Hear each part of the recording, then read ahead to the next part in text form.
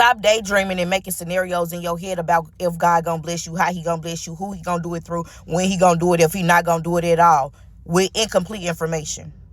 It's impossible to come to the truth with incomplete information.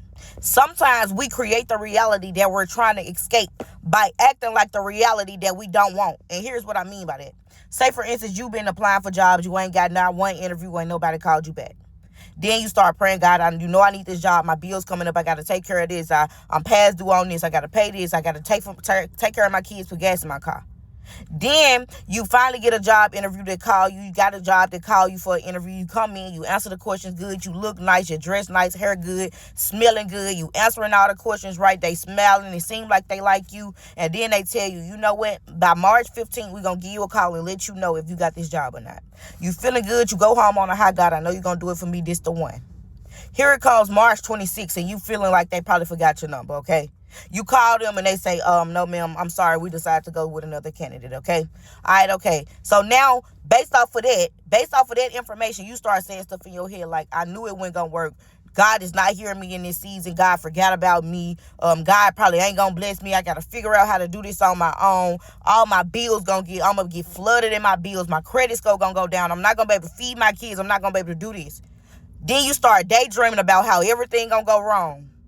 I'm a victim of maladaptive daydreaming. I used to fantasize about how everything would go right and how everything would go wrong. But with that little information, you start creating all these scenarios and start getting full of anxiety about everything that's going to go wrong.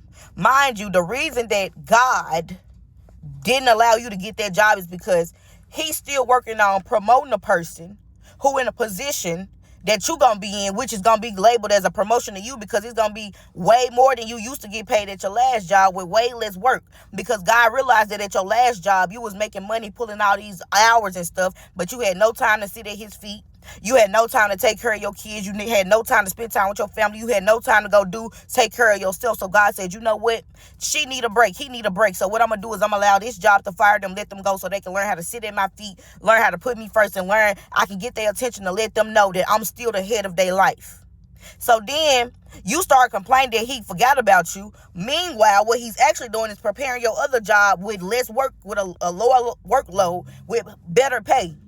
But the reality is, you start creating a reality that he forgot about you. So you stop applying to jobs and you say, since I ain't get this job, ain't nobody calling me back, I'm just not going to apply for jobs. Now you're starting to act like God forgot about you. So the job that he wants you to have, that he's preparing for you, you don't get, not because he's not coming through, but because you start acting like he forgot about you and you stop applying for jobs. So you created the reality that you was trying to escape. All because of incomplete information. And this is one of the things that I talked about in my Bible study that I posted yesterday, and I think it's really good. So can y'all go to my YouTube channel and go watch it.